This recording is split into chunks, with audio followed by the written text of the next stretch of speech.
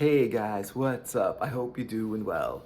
I want to talk about some of the greatest movies that are completely under the radar. A lot of people haven't heard about it. People have heard of their famous movies, their regular movies, the movies everyone's heard about that are really good. There are some movies that are just as good as all of the best movies ever, but they're so under the radar that no one's heard about them, really. I mean, some people might have heard about them, but no one talks about them. You never hear about them. They're never in videos on the news, or they're nowhere. And I want to talk about some of these. I think they're 100% worth watching. And it's just, I'm not sure that anyone even knows that they exist. So I want to talk about some of these. So let me show you one of them. This is one of the best movies that I think ever came out. Not sure when this came out. I think around the late 80s, but it is The Serpent and the Rainbow. This is a really good movie. Great movie. You could see you can see the cover here. The guy's and what this is, it's Wes Craven's movie, so it's got some horror elements in it, and it's got mostly fantasy elements in it. So a lot of times, with fantasy, they mix it. They mix it with science fiction. They mix it with romance. They mix it with mystery, and they mix it with horror. And so this is kind of fantasy mixed with a little bit of a thriller, but I think it's mostly fantasy. This is what it's about. This guy is sent to Haiti to investigate the zombie situation in Haiti, and he meets these black magic shamans that create zombies, right? And they use this powder to create zombies, and he needs to retrieve that powder in order so people can, like in the West, can look at it and see what it's made of and see if it's got any good uses. Well, what can you do with this powder? How does it make zombies, right? And so this is awesome. It's basically his tour of Haiti, but Haiti's not friendly. Haiti's full of voodoo, black magic, zombies. A shaman tries to make him into a zombie. It's really, really good. It's really weird. It's sort of on another level. It's very much occult, very much black magic, evil magic, and with evil wizards and evil shamans and stuff like that, and things that are going on, actual zombies, and how they actually make zombies, which is on another level, how they actually create zombies. They blow this powder into their face, and then they do this thing and they become zombies. And then they serve their master. They served whoever created them into a zombie. It's a great movie, but it is a thriller and it is a fantasy, and it's really, really cool. This second one, I love this movie. This is such a great movie. And this is called Angel Heart. Excellent movie. I don't hear a lot of people talking about this, so I'm going to assume nobody knows about it. Angel Heart is amazing. Oh man, and the DVD actually comes with a little bit of a booklet and stuff, and not much of a booklet, but like an insert and whatever. That's pretty cool. I like when it does that. So basically, this is what Mickey Rourke is in this movie. This is Mickey Rourke when he looked different than he looks now. Like if you ever watch the latest Mickey Rourke movies, you'll see his face is different. Like in The Wrestler, he played this in this movie where he's a wrestler or an ex-wrestler or whatever it was, and he looks different. His face looks different. I don't know why, but he does. And in this one, Mickey Rourke looks a lot different. He looks like this, and it's a great movie. It's got Mickey Rourke. It's got a bunch of people. Basically, this is the story. Okay, this guy here, his name is Louis Cypher, and he hires Mickey Rourke to do who's a private investigator. He's a private eye, right? To find someone for him, someone who evaded him, and basically he said this person evaded him and he wants to find him. So he hires Mickey Rourke to find this character, and Mickey Rourke goes on this adventure, right? Lisa Bonet is the other one. And Robert De Niro plays Louis Cypher, okay? And so he hires Mickey Rourke to go out and go to New Orleans, basically, is where he's led to find this other person who eluded Louis Cypher. And so He goes there. He's looking for him all over the place.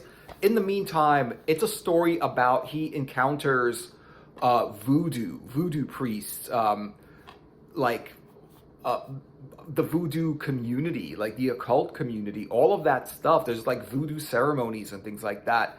There's people that don't want to talk to him because he's not part of their community, and they don't want to interrelate with other people who are outside of their voodoo community and stuff like that. Everywhere he goes, there's murders, there's people being killed, there's voodoo, there's black magic happening everywhere. The rest of it is just amazing. I mean, it's that, which is kind of the story, with a bunch of amazing in it. And just everything about this movie is amazing. The story's amazing and original. A great watch, a great flick. It's something where people haven't seen this, and I do recommend people check it out. I think the only reason people haven't seen it is not because it's not a good movie, but because just like no one's heard of it. It's just not a famous movie, but amazingly, amazingly great also. This is another one that I think is great. Let me see what's in this thing. Just the disc. But this is pretty cool. What's great about this one, this is called Cat People. And it's got Natasha Kinski and Malcolm McDowell. Yes, Malcolm McDowell, Alec from Clockwork Orange is in this one. But he's a lot older in this. He's like 10 years older in this one than when he made Clockwork Orange, which was in the 60s. This was made in the 70s, and I think in the 70s, I don't know if it came out in the 80s or the 70s or whatever, but around that time it came out. This is really amazing. Basically, Natasha Kinski, she's this, like, and her and Malcolm McDowell, and a lot of the other characters are basically cat people. They turn into panthers. As you can see, like, in the cover, it's like, it's got her and it's got a panther. So they turn into these big cats. They turn into panthers, they eat people, and then after they feed, when they eat people, they turn back into a person. It's sort of like a werewolf, but they're not wolves, they're cats. They're were-cats, were-panthers, or leopards, or whatever, whatever kind of cat it is. And so she doesn't know she's a were-cat. And what she does is she gets a message from Malcolm McDowell, who's supposedly her brother. And whether that's true or not, I'm not sure if it really gets established in the story. But invited to his house, stay with him, introduce him to the family, things like that. But the family he's talking about is the were-cat family, the cat people family. And she's one of them. And she doesn't know this. And then she finds out later that she turns into a cat, she turns into a panther, and the rest of her family turns into panthers and stuff like that. And besides that, it's a great movie. It's the story of her changing into panthers, the rest of them changing into panthers. And the story just like revolves around it. It's a great, fresh, lycanthropy kind of story, but it's a great movie. She's sexy, she's hot, and you want to watch this movie. It's really, really cool. It's nice. Okay, so maybe someone's heard of this movie, but I don't know if everyone's heard of this movie. I'm just gonna throw this in here because it's a B movie, okay? And if you like B movies, you'll like this movie. It's not a AAA title like some of the other ones that I was talking about. I think the other three are just great movies. This is a B movie, but I think it's really good. I think it's a really good B movie. And because a lot of people haven't heard of it, and I like it, and I like the cover and everything like that, so I want to mention it. And this is Jane Fonda in Barbarella. This is interesting. And by the way, this cover is done by Boris Vallejo, as I believe. It does look like Boris Vallejo's work, and I do think he did this. It's a great cover. I love the art on this cover. It's Barbarella, Queen of the Galaxy. It's a sci-fi, like weird, sexy sci-fi comedy, drama, blah, blah, blah. But it's a movie that doesn't take itself too seriously. It's a fun movie.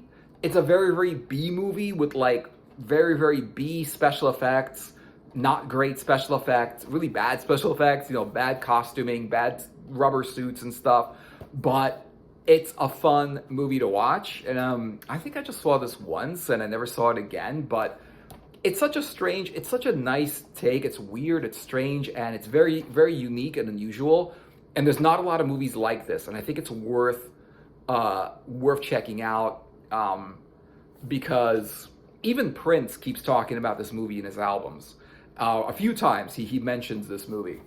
It's cool. It's sexy. It's got Jane Fonda, and it's basically a story about her and her adventures. There's an evil queen. There's a guy who's an angel, there's all kinds of stuff in here that I think is really cool, unique, and original. And I think like checking it out, I'm not going to promise it's the best movie, but it's a really good B movie.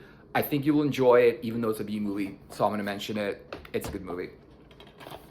This one here, also not the best in my opinion, but the reason I'm talking about it as a good movie is that a lot of people liked it. Now, I didn't think it was the best. I saw also this once. Maybe I should see it again. I'll think differently. Sometimes, you watch something once and you're like, it was okay. And then you watch it like a while later and then you're like, oh, actually, it's really good. And you enjoy it a lot more. That was like the thing with like Conan the Barbarian. I think when first seeing it, I was like, that's a good movie. But then like later on, you watch it again and it's just like, oh, this is a great movie. Because there's not a lot of movies like that. So this is Mirror Mask. This is sort of the kind of whimsical movie that like Neil Gaiman, I think, was part of this. Neil Gaiman was part of this.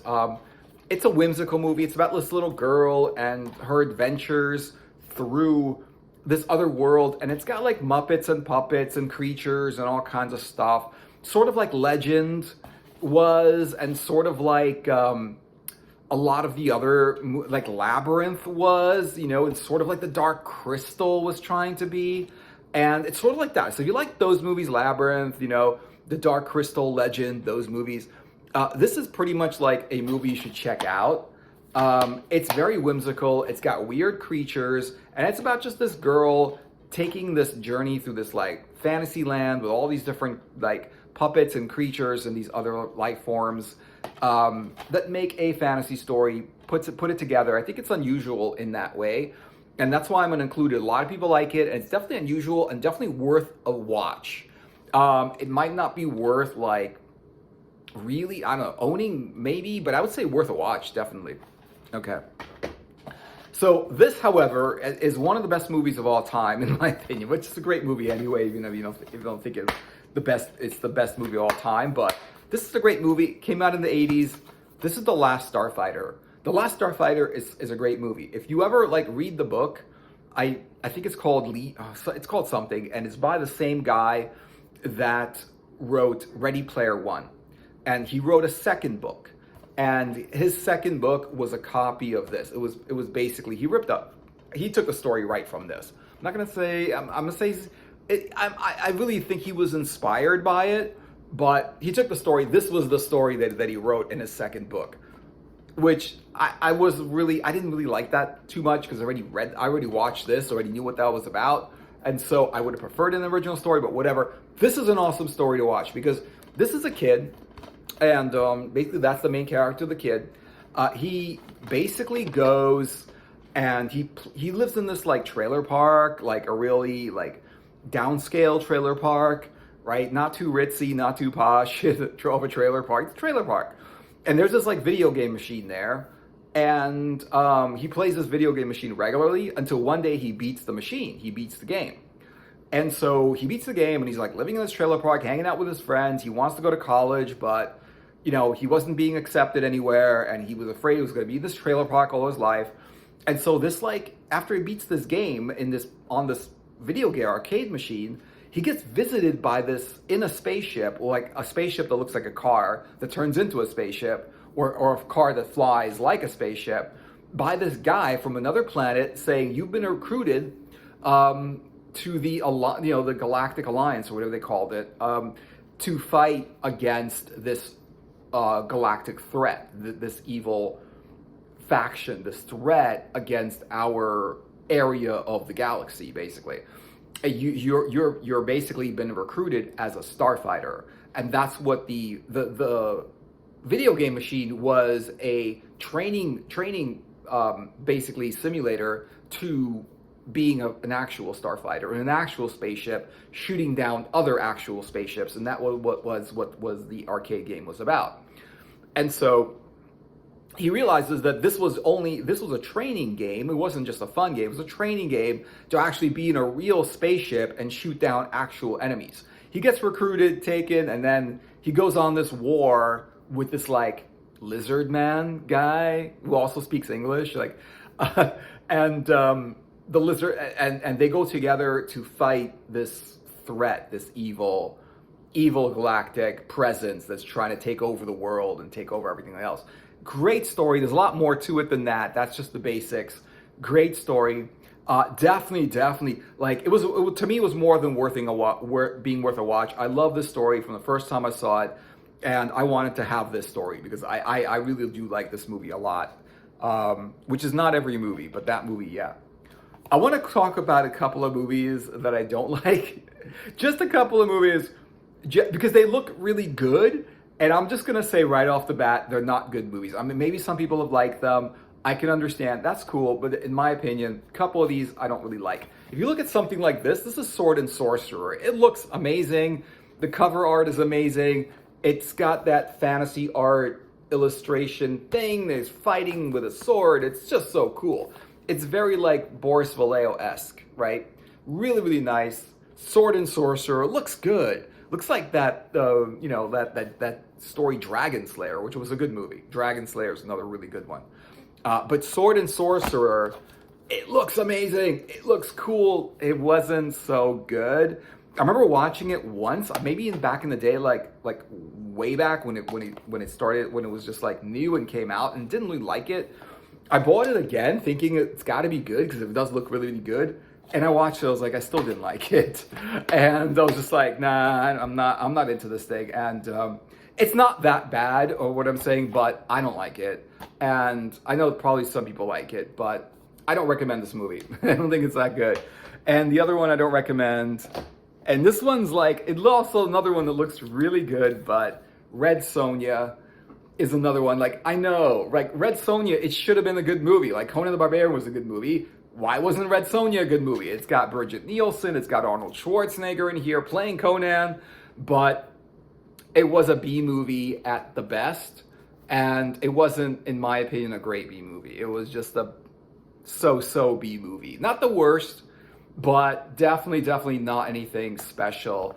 And that's too bad because I like Red Sonja, and Brigitte Nielsen made a good Red Sonja, and Arnold makes a good Schwarzenegger. He makes a good Conan the Barbarian, and but besides that, the story wasn't that great. Even though I really wanted to love that story, but it's still just not a great story in my opinion. This one, however, is really good, and even though some people know about this one, because sometimes I hear people talking about it, I think this is really good. I like this a lot. I didn't think it was like the best movie ever, but a lot of people really think it's actually one of the best sci-fi fantasy movies ever. And this is a fantasy sci-fi. It's basically fantasy. Like this is the glaive, right? And this is a weapon. It's basically this thing, this circular like object. You throw it. It's got these blades. You throw it. It's a magic weapon. You throw it. It does its damage, and then you catch it again. But basically, it's kind of like a fantasy movie in a sci-fi stage. Like it's another planet, another universe, but there's so much fantasy elements in this. Sword, sorcery, like magic, armor, medieval weapons, monsters, medieval looking wizards and stuff like that, medieval monsters, things like that. Like it's basically a fantasy story, but there's a lot of, it does come with that's kind of cool. It does come with some kind of insert, which is nice. And this is it's got monsters. It's got a lot of fantasy elements in it. So I think it's a good fantasy, but it's actually from another planet. And I don't know if it's on another galaxy or whatever it is, but it's definitely extraplanetary. And that makes it sci-fi in a way. But basically it's a fantasy movie, with details of that it's sci-fi. Really cool. It's a good movie, definitely worth a watch. And some people really, really like this movie and think it's really amazing. It is basically, this guy's the main character. It's a journey with him. He has to find this glaive, which he finds. And then he goes on to use this weapon to, further his, on his adventures. And that's kind of what it's about. They never made a second one. They never did an offshoot of this one. This is a standalone movie, and it is a lot different than a lot of other fantasy movies. And I think it's definitely something to consider maybe checking out, because it's not bad. This is the weirdest movie, one of the weirdest movies I think that ever came out. This is called Videodrone. And this is interesting. This is back in the day when like the TV set was the phone, right? Now it's the phone we're all like mesmerized with. We're like staring at our phones all the time. Back in the day, we stared at our TV sets all the time. We stared at TV sets. Whether it was a show on or a commercial, we would just sit there and stare at our TV set for hours. And they made a movie called Videodrome where like basically people are getting sucked into this like TV set and these videotapes, and they were becoming people that were like, not them. It's really hard to understand. Like they changed, they turned into other people that weren't them, and they would meld with the technology, and they would go into the like TV set, and then it would, they would use and then there was these like VHS tapes that you would plug in, and it would mesmerize people, and there was this like channel where stuff was going down. And so what's in here is, it's pretty cool. You've got like Debbie Harry in here from Blondie, which is cool. You got this guy who's like he was a really good actor at the time. I don't his name is somewhere on here. And it's his weird story of just things getting weird, and one step beyond. It just gets stranger and stranger and stranger. He gets sucked into this like TV and this show that was on TV, and there were like, tapes, and people going nuts. It's really weird, but it's so weird that they've never actually even made another movie that's even close to this. This is so original and so different that they've never made another movie that's even like this. I think except Tron, where like Tron, he would fall, he basically went into this computer, and he was inside a computer game trying to like destroy him and whatever. But interesting movie. No, I don't think a lot of people have heard about it, but Videodrome, yes. This is an interesting movie. This is more of a comedy. I know it's still got the label on it for some reason, but let me just, this is like more of a comedy. Here, let me show you this one. This is cool. It's called Free Enterprise, and wow, it's got 2 discs. I didn't realize. Well, that's pretty cool. It's got 2 discs. It's called Free Enterprise. It's got William Shatner in it. This is about Star Trek fans. And they're Star Trek fans, yes. And William Shatner is in the movie. He walks in. He spends a couple of scenes in the movie, and then he leaves. He's not a big part of the movie.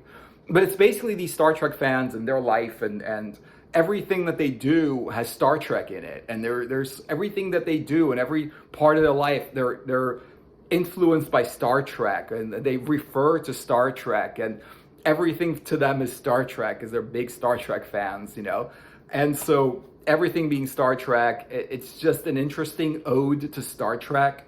It's also a comedy, it's also drama, it's a little bit romantic. It's a fun watch. If you ever watch the movie Mallrats, it's kind of like that, with a bunch of kids get all weird and getting together and stuff like that, but it's like Mallrats who are Star Trek fans, basically. And so it just goes on, and just so much like Star Trek fandom in here that if anyone's a Star Trek fan, I think you'll appreciate it. This next one here, this is interesting because this is called Constantine, and it's got Keanu Reeves. And you would think that a lot of Keanu Reeves movies, since Keanu Reeves is so popular with John Wick and Neo from The Matrix and whatever it is, and all of the other like movies like Devil's Advocate, which was another great movie that he was in, you would think he would be into famous movies and stuff like that, but he isn't. And this is a movie that he's in, which is great. Now, there was a PlayStation 2 game based on this story, which is also really good. Highly recommend playing that game if you're into PlayStation 2 or have a PS2. It's hard to find. I don't know but I don't think it's too rare, and I think it's available to people that want it. I just definitely recommend the game because it's basically, it's basically very, very related to the movie. This is an interesting thing. So this is basically Constantine, and he plays John Constantine. They changed the story around. This was originally a comic book called John Constantine Hellblazer, and it came out for a very, very long time. There's like 20 or so trade paperbacks, and they stopped making it. From Vertigo was making it, and they stopped making it. Now DC is making it. All the newer John Constantine Hellblazer stories. There was a TV show that was based on this, and this is the movie. And right now, as far as I know, from what I heard, they're doing a Constantine 2 coming out. And it's a little bit different than the comic book or the series or anything like that, but it's basically based on that character in that world, but different enough that you're getting an original story and it's not like a rehash of the comic book. What's interesting about this, it's also really good. You know, angels, devils, good, evil, heaven and hell, neutrality, also magic, the occult. He's basically a magician, an occultist, summoner. He can travel into hell. He exorcises demons. These demons are coming onto the real world, and he doesn't know what's going on, who's behind all these demons coming up everywhere. So he sets out to fight these demons and fight whoever it is that's bringing these demons into the world. And he goes on this journey, and it's a great movie. What's interesting about this is I bought this. Remember at the time, it was on the street, and this is before like movies were available that much. The DVDs were available, so I bought this on the street from this lady for like, I think she wanted $2 for it, and I was like, okay, whatever. I want to watch this. This is not a good DVD.